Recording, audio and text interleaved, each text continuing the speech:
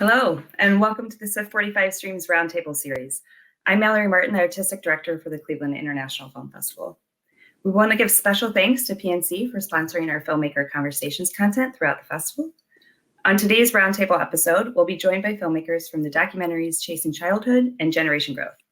In addition to talking about each film in depth, we'll be discussing how both films examine children's relationship with education nowadays. I'd like to introduce our guests from Chasing Childhood. We have director and producer Eden Wormfeld, who also happens to be the producer of another CIF 45 film this year, The Big Scary S Word, and director and executive producer Margaret Menzer-Loeb. We also have a guest from Generation Growth, director and producer Mu Sen, and I just want to take a minute to thank you all so much for being here with us today. Yeah, thanks for having us. Thank you. Sure. So let's get started. I want to start off by saying, as a mother, both of these films profoundly resonated with me personally. I think there is an enormous amount of pressure on both parents and kids nowadays to get everything right. And I'm thankful to all of you for pointing out that it's never too late to start over with kids. So I just wanted to start off with that point and thank you all for making such incredible films. For all of you, I believe this is your first experience with directing a feature documentary. Yes? First time for all three of you? Yeah. Yes. So my first question for each of you is to give us a bit of background on yourselves as filmmakers and what led you to these stories and the subject of children's well-being in particular. Mu, do you want to start? Sure. This is my first feature documentary. I've been working for a while in both commercials and also short films. And so this film just kind of, I don't want to say laid on my lap, but it sort of kind of came to me through a contact. So I knew Stephen Ritz, who's the main character in the film. I had done some kind of short documentary with him probably 8 years ago now. And we just kept in contact. And so he had this opportunity to expand his program throughout the Midwest. And so he asked me if I wanted to, collaborate with him and document this as he went on this project. And so I just said yes. It really wasn't anything more than that. And so we got a corporate sponsor on board, Anthem Insurance, and they sort of helped fund the project, not just him going out into these schools around the Midwest, but also the documentary project. So we were very grateful and really lucky to have that kind of sponsorship on board. And I would say that's how that collaboration occurred. I never thought I would be, directing documentary features. It just, I was always a narrative guy. I went to film school. I'm a writer and mostly a director by trade. So, So in terms of this content, I think that, I've always been, in my narrative work too, I've always been inspired by underdog stories. The idea that, in a world where, society may disadvantage you or marginalize you, that there's some sort of path forward and path upward for you. So the idea of helping marginalized kids, especially in impoverished areas like the places we visited in the film, I just felt like it was just such a poignant story to be able to help them through education, through food, through growing vegetables. It just seemed like such an important story to tell. And then obviously, doing the research and understanding the breadth of, food insecurity and just poor health outcomes in these types of neighborhoods, that really, the idea of telling the story really, really spoke to me. So, I'm really glad to have done it. Yeah. But it kind of came out of nowhere. I think we're all very glad that you started making documentary films, and I hope that you continue because you have a talent for it, for sure. And Eden and Margaret, do you want to talk about your background? I know, Eden, you've been a producer for a long time. So if you want to talk about how you made the switch over into directing. Well, so I've been working in this industry for a few decades and doing both fiction and nonfiction. And I think I'm just about getting work done. And so I do what needs to be done. And in this instance, we needed a director and a producer, and I was able to fill those roles together with Margaret. So that's how it went. As far as the story, unlike Moo, we had an idea for a topic, but we didn't have the story. So, you were lucky because you have this amazing character and this man who is so dynamic. And we knew that we wanted to explore certain issues and then had to figure out, we kind of reverse engineered it and had to figure out how can we find stories that will help bring these issues to bear. And then, in the course of doing that, of course, it never happens the way you think it's going to, and lots of things, but that's how that went. And I'll let Margaret speak. She can fill in some more. Yeah, that's all accurate. Look, we came into this kind of from a personal element of being parents who were, who were friends. Eden and I were friends and were talking more as parents, despite having talked in the past about collaborating.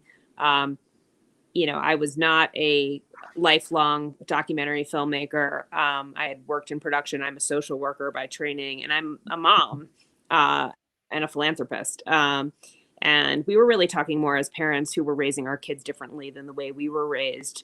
And frankly, wondering why we had given our kids so much less independence than what we had. And thought maybe this was not a good idea, but we were on this path anyway. Like, we were doing what people were doing, but thought maybe something was wrong, and started exploring it from a layman's research perspective, and thought, hey, seems like we're right. And there's some people who know more than us. Let's start interviewing them. And then kind of looked for kids and story. And that's how we kind of came into this film. But the process itself was definitely a journey, and exciting. Met a lot of people along the way, and some of whom are in the film and some of whom are not. Yeah. Okay. Yeah. I want to talk to you both about that journey a little bit more later on if we can too. So both films really reflect on the importance of analyzing environment rather than placing any sort of blame on the child themselves for what they might be struggling with. And I just love that. But it's Julie Lythcott-Haims, the former dean of freshmen at Stanford, that's pointing out in Chasing Childhood that she saw this across multiple communities, regardless of socioeconomic status. So Eden and Margaret, in Chasing Childhood, the Wilton, Connecticut community, of course, seemed to be a little bit more of an affluent one, which sometimes can be more associated with helicopter parenting. But when Genevieve, the main subject of the film, went to, am I saying Patchogue? Is that how you say the school district? Patchogue, thank you. Okay, so when she went to Patchogue School District, one that was more blue collar, they were seeing the same kind of problems there before they made the changes. So can you two talk a little bit about those two communities in particular, why you chose them to focus on, or how that happened maybe? And if you notice anything different about those two, about the children in those communities specifically. Margaret, do you want to jump in? I mean, I can start. We've been developing the ability to pass off. I think that one of the, as mentioned, we kind of came to people who were experts before we came to story. And so we did meet Lenore Skenazy, who was a champion of the free range and let grow movement, who became a friend of the film and also led us to people who were, or communities that were experiencing these things and interested in change. And she happened to be working in both Wilton and Patchogue. So it's not, random that we ended up there. I will say that it was interesting that both communities, while one was more affluent, Wilton, and one was more blue collar, working class, they were both experiencing the pressure on kids to be incredibly overscheduled, to excel at test scores, and we're witnessing within their school systems a mental health crisis of sorts that even people who worked in the schools were seeing. So in those ways, they were very similar. As for the pressures that they felt in terms of, I think there's that one moment in the film where you see Genevieve talking about if we could get our kids to not be focused on the top 12 schools, and then Michael Hines is like, well, maybe they don't need to go to college at all. It's like, Right. yes, there's this needle that moves, but the reality is still this idea that of aiming for something, that life is an aim, and like you're supposed to be set on this goal.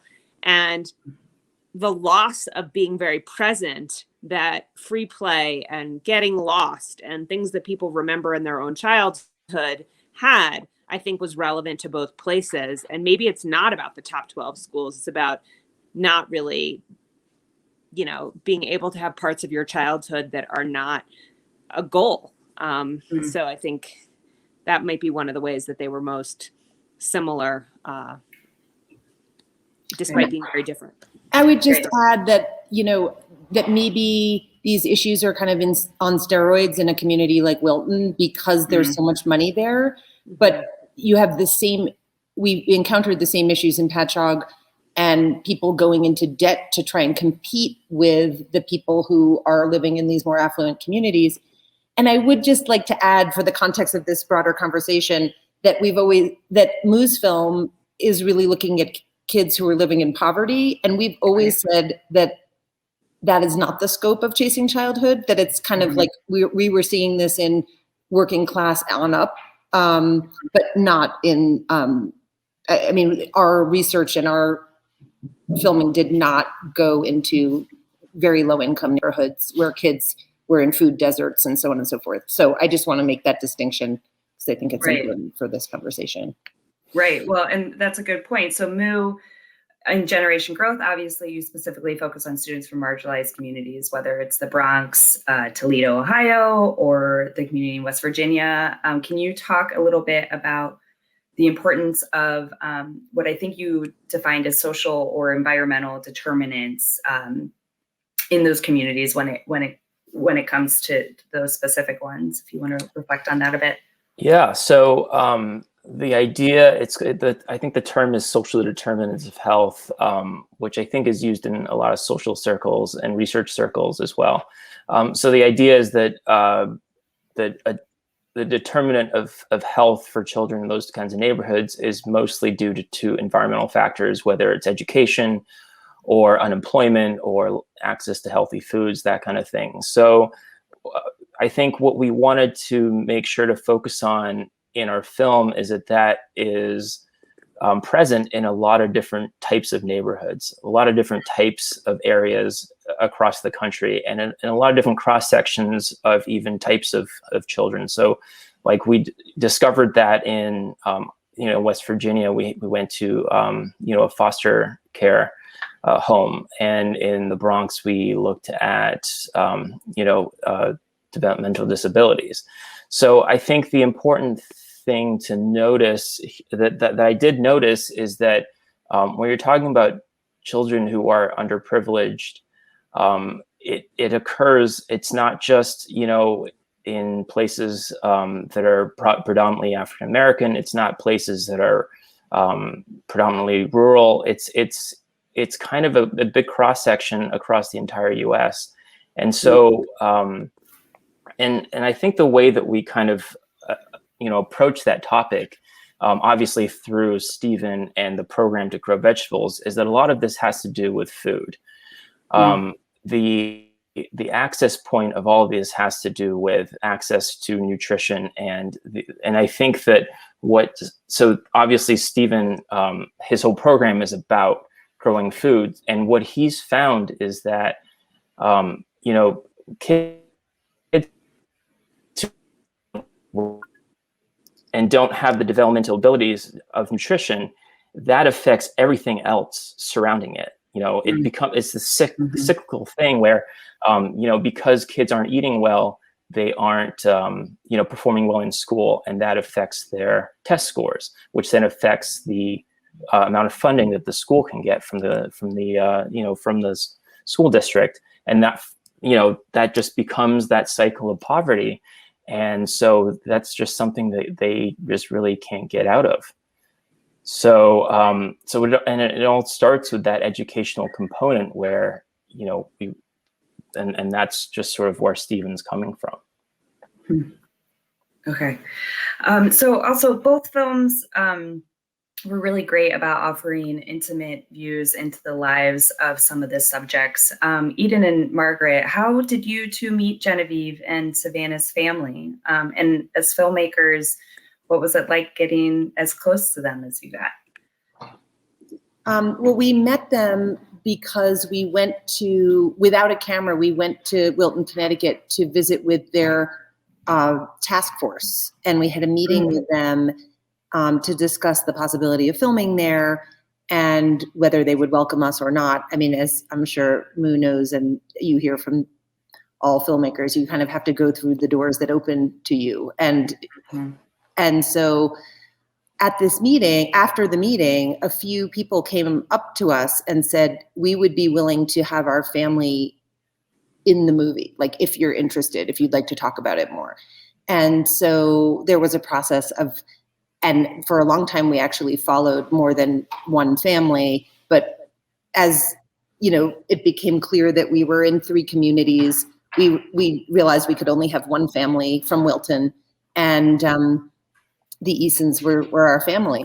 And I have to say that it was because their experience there was so much pain that they had endured as a family.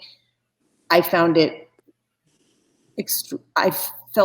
an extraordinary sense of responsibility to represent them in a way that felt true, that didn't feel sensationalizing, and that felt loving to their circumstance. And I think, they had done some news stories in the past. They'd done a few things, and we really wanted the film to delve deeper. And I guess it's for audience to determine if we successfully did that, but we worked hard on those relationships. And I felt I carried a lot of stress over their family. And when they watched it for the first time and they were thrilled, it was honestly one of the best days of my life. Great. I was going to actually follow up and ask you if the family had seen it and what their reaction was. So the first, Genevieve and Rob watched it without sharing it with any of their children. And then Savannah watched it herself. And then they shared it with the rest of the family. But Savannah, too, was very generous with her story, and she was very happy with the way that it was represented. So I think that as filmmakers, I don't think we could ask for more, and they were extraordinary in their generosity. I mean, they just gave us all their family archive, all their movies, all their photo albums. And so there was a lot to work with. Yeah, for sure. And Moo, likewise with Steven and his family, and then of course all the teachers and the various students and families that you talked with, was it a struggle for you as a filmmaker to balance, the issue-based parts of your documentary with the more personal ones? And did you know from the beginning sort of that what kind of balance you wanted in your film? So Steven obviously is a big personality. So just from day one, I think the challenge was how do you communicate that on screen without it overwhelming the issues, right? Mm-hmm. He's so good at communicating what the issues are. But his personality, if you watch it for an extended amount of time, then it becomes a lot to take in. And obviously, I followed him for the better part of a year. So, but I think the important thing is that it is a personal story, you know. And so when we were talking to these families and these kids, it was really important for us. You know, we're dealing, you know, like Eden said, when, you know, you hold this responsibility of having to tell their story. And I think the thing that stressed me out the most was I didn't want to, you know, pity them, right? Like it's a sensitive topic when you're talking about lack of privilege. And so you didn't want to make it feel like, you know, you're looking down on them. And so that was something I was always scared of, is that I was portraying, you know, these wonderful families who allowed us into their homes and these wonderful schools. You know, I didn't want to make them seem like they were, you know, not the great people and the great places that they actually were. And so that was, I think, always a struggle that I kept in my mind. So I think that balance, I think as a filmmaker, if you keep those, you know, thoughts in the back of your head while you're editing and performing the interviews, I think that's, you know, that's how you're able to, you know, tell a more truthful version of that story. Yeah, absolutely. I think sometimes, especially with documentary filmmaking, it's tricky for subjects not to feel like they're under a microscope, let alone being judged in any way, which you would never want either. And I think both films did a really good job of that. And I think, you know, with Chasing Childhood, I felt very connected to the families and really loved what Genevieve would talk about, you know, with her personal struggles as being a parent and what she thought she was doing was right, and maybe it wasn't, and her guilt around that too. So I thought both of your films did a beautiful job of sharing the individual stories. So thank you for that. I think also an overarching theme between both films is the idea of coming back to play, right? You know, allowing time for more things like hands-on activities, task-based learning, and just the importance of free play and discovery. And I just thought it was really interesting that within both films, that idea of teaching things like mindfulness and meditation and healthy lifestyles, you know, there's no joke about any of that. This seems very much to be the answer to many of the behavioral problems that a lot of kids are facing these days. And I just wanted to get each of your personal thoughts about whether you think that is the key.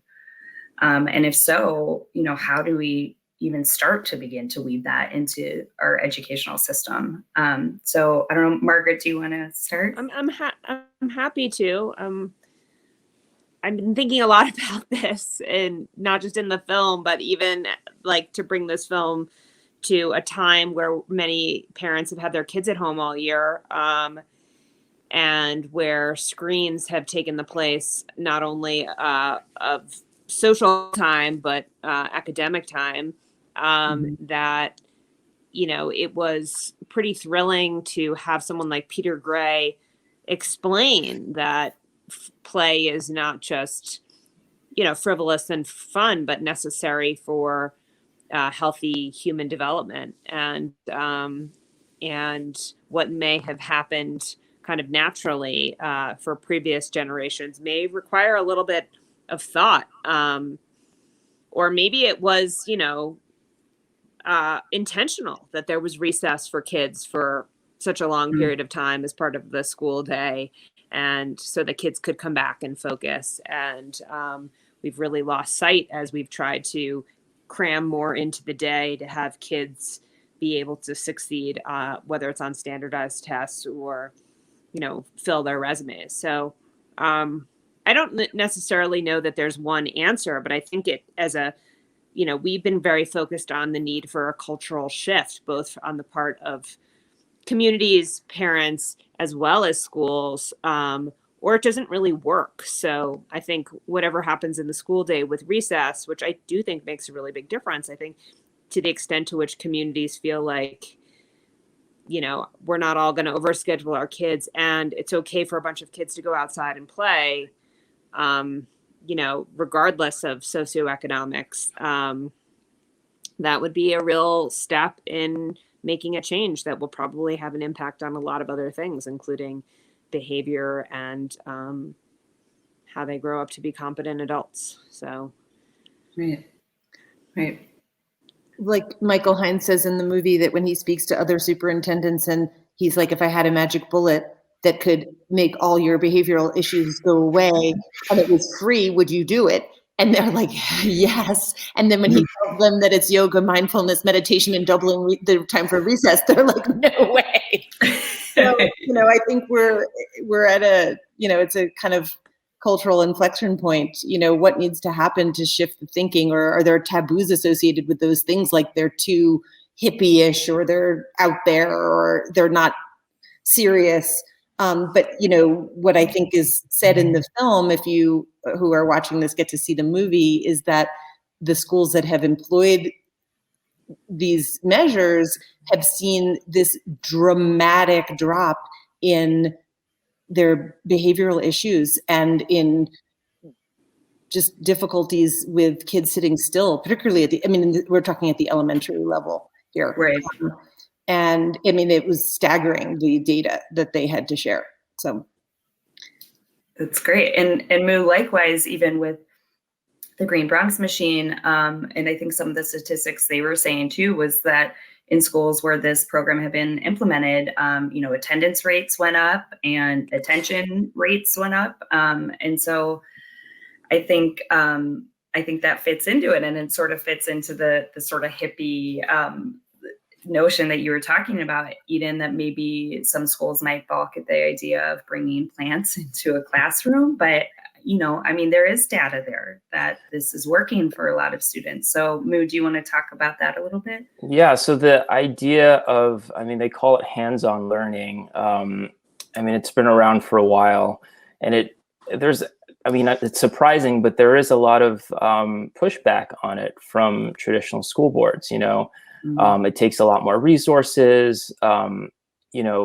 It detracts from, obviously the test scores, which, matter a lot to some of these school districts. But I think the data is there that hands-on learning, and you obviously in Stephen's classroom, for sure, he's been doing this for, at this point, 4 or 5 years. Attendance has gone way up. I think they used to have, I don't know the exact number, but probably 70% or lower attendance. And now I think they have almost perfect attendance. Of course, this is pre-pandemic, but and the test scores are up, and kids are healthier, and the parents are happier. And I think that the data, this type of learning is effective. And I think that the real, it's just a resource thing. I think that school districts, administrators, teachers, they just really need to commit to something like a program like this. It's not cheap to put this huge garden into a classroom and to do the curriculum around it. It's also, it takes a lot of your day, and it disrupts, the traditional sort of cadence of a classroom. You gotta put in time to, water the plants every day. So, but I think the data is, it's clearly there. And the other big part of it is, in the film, you could see that the children, for the I'm not a parent myself, but I'm sure a lot of parents have trouble getting their kids to eat vegetables. But you find that when the kids grow it themselves, they grow this attachment to it. And that's really the basis of hands-on learning, is that when kids are actually doing things with their own hands, they become more attached to those projects. And so, you saw kids trying lettuce and kale and all these different vegetables for the first time, because they grew it themselves. And so I think it's tremendously effective. And it's really, on administrators, teachers, and everyone involved in these school districts to get on board with this type of learning, because I think it's really gonna create big changes. Yeah. As I rewatched both films recently, I just kept thinking about how much the Green Bronx Machine program would fit in at Patchogue. And I wonder if they even know about it, but I think that would be an excellent addition to their philosophy that they already have going. So Margaret, you touched on this already, and I definitely want to take a moment to reflect on where we're at today. And in particular, what's happened to kids in education over the past year during the pandemic. There's no question that remote learning, and of course, isolation to a certain degree has taken its toll on both kids and parents. So Eden and Margaret, have you stayed in touch with the families or superintendents in schools that are in the film over the last year? Do you have any news about any of them and how they're doing? Well, our sixth graders from ESMS just started high school this year. So many of them were in some all remote or hybrid circumstance. And I know one family in particular that I'm in touch with, it's been very challenging. But I think for those kids where there are some in-person sports or other activities outside of school, that has been a real silver lining. I know for my own family that's been true, even though when school pre-pandemic, I struggled a lot with the sports schedules, but I found that having those organized sports was actually a great thing in this time period because it got my kids with other kids and outside and running around. But then Michael Hines actually is no longer the superintendent of Patchogue Medford district. He's now in another district on Long Island, and they've had hybrid learning as well.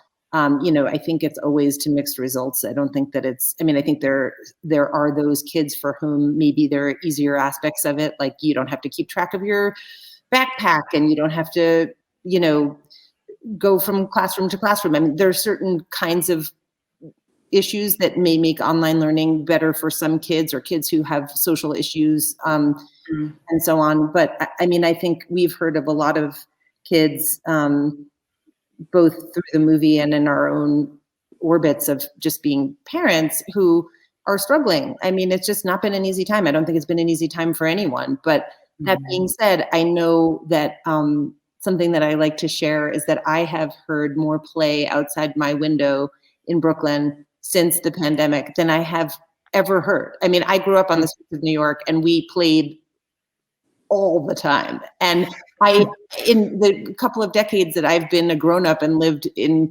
with a backyard and in a neighborhood where there are tons of kids. I mean, there are so many kids, it's overwhelming. And you never hear laughter of children playing. And until the pandemic. And another thing, which is maybe more distinctly New York City, that is a result of the pandemic that I hope will carry forward, is that there have been a lot of street closures for play. So they've just cordoned off streets. There's one in the Bronx that's existed for a long time, I think, called Lyman Place, which we had considered filming and we didn't. I don't know if you ever saw that move, but there's all these play streets now, and it's kind of incredible. And I really hope, I think not only as a parent, but just as a human, one of the things that I hope to carry forward from this experience is to not go back to the completely hectic life that I had before. I mean, I want things to return to normal, but I don't think that the way it was before was totally normal. I mean, in terms of the degree of packed in days and, my kids leaving the house at 7:15 in the morning, coming home sometimes at 9 o'clock at night from a baseball practice that's way too far away and so on and so forth. Like, I don't think that's healthy. And so finding the balance, I think, is going to be the key to coming out of the pandemic as healthily as possible. Yeah, Margaret, what about you? If you want to talk about your family or any of the families in the film too.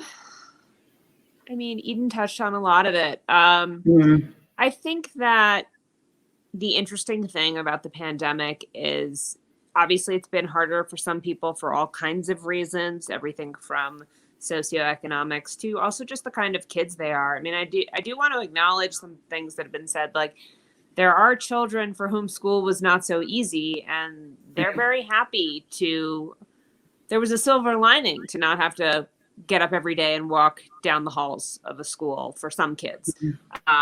So just putting that out there. And and for having more time in the day. I mean, even my kids sort of said the spring was really hard, and then there were times they sort of liked they could sleep.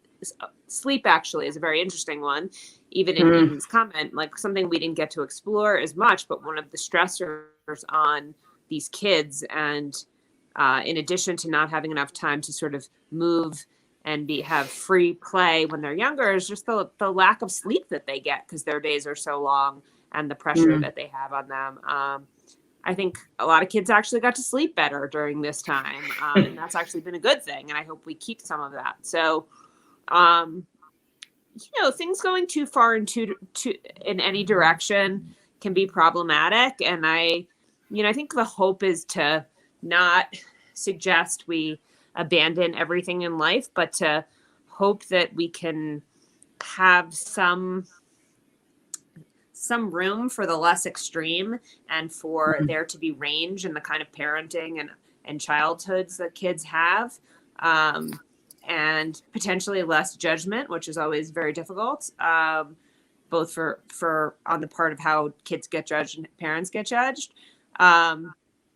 I don't know. I feel sort of hopeful that there's something to take from this time.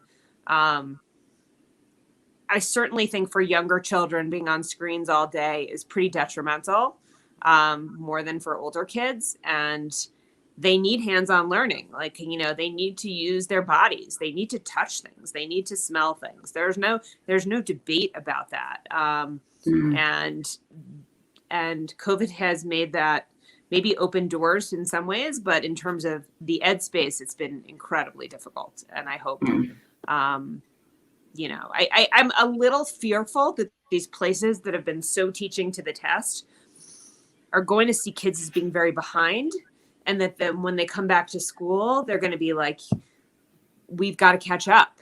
And I don't know if we've done enough thinking about what that's going to look like for kids, and that idea of being behind in their skills. And I'm a little worried about that, I would say. Yeah, that's a really good point. And so, Moo, the digital divide has been an enormous concern over this last year, of course, too, and especially within marginalized communities. I imagine that many special programs like the Green Bronx Machine may have fallen on the wayside at schools during this time that were struggling just to socially distance or move to a virtual platform. Do you have an update on the status of the program at schools across the country? Well, I think, obviously the program has definitely fallen by the wayside. When you can't get kids in classrooms, that's where the program has to exist. You can't really do that program remotely.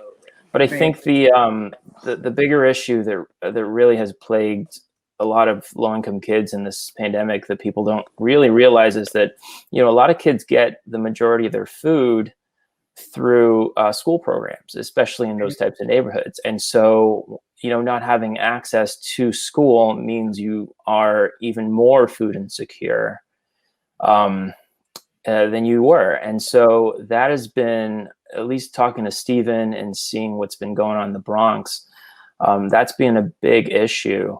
And I think, obviously food insecurity was a big issue before the pandemic. It's only gotten worse. I think I read recently that, they expect 1 in 6 children this year to experience food insecurity, which I think is like 13 million children. That's just a massive amount of children who won't have access to food. And I think that, what Stephen's been doing, obviously not being in the classroom, he's been out trying to deliver food to families in his community, because that's really the big focus. I mean, as we say in the documentary, sometimes education's not your top priority. It's like maybe number 4 or 5 down the list. Food and health and shelter are even bigger needs. So I think what the pandemic's done is it's unfortunately, there's a lot bigger needs than education that are much more immediate. And so I think, I don't know what the status is now of getting kids back in schools, but I think that's just probably the biggest, the biggest way that, we can try to get things back to normal for some of these kids. Right. And continuing on the path of current statuses, Eden and Margaret, do you have any update on any of the free range kids legislation that was going out there at the end of the film? I think you said there were 6 states that were considering it, and maybe Connecticut was reconsidering it. Do you have any idea where those states are at now, or is that also sort of fallen back in this last year?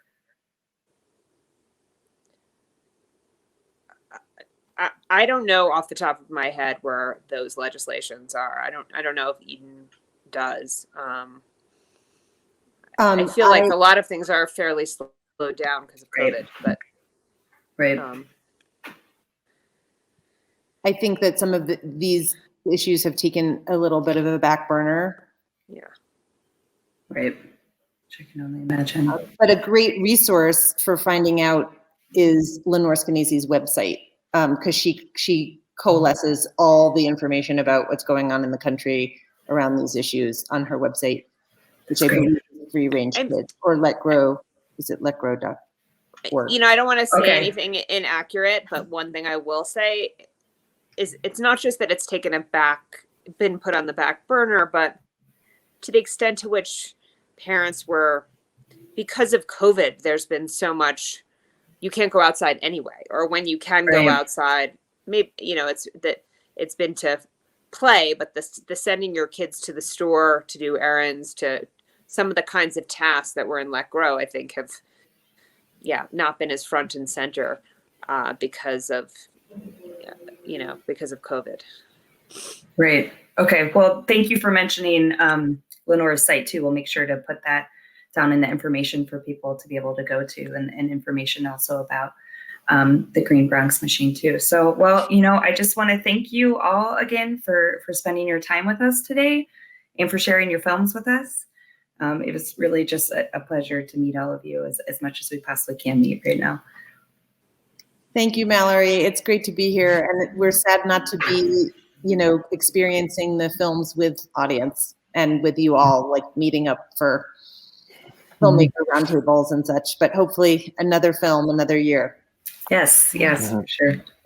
Thank you. Yeah, thank you. Thank you. All right. Well, I also just want to thank you, our audience, for joining us for today's roundtable episode. We wouldn't be here without your ongoing support to bring film home. Please consider supporting our challenge match presented by Cuyahoga Arts and Culture to support the future of our festival. Our goal is to reach $145,000 this year, and we're so grateful for any amount that you're able to contribute. To donate, purchase tickets, or check out our full schedule of filmmaker conversations like this one, please visit clevelandfilm.org. With that, please stay safe, stay healthy, and we'll see you next time.